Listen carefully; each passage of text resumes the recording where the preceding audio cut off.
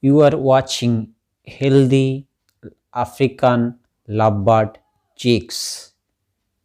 It was hatched more than 10 days ago and just it started the feather and they are so hungry for feeding.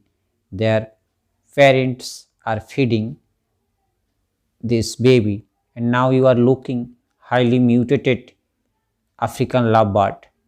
It is collected from an aviary breeder and looks there are three mutated African lovebird chicks are found.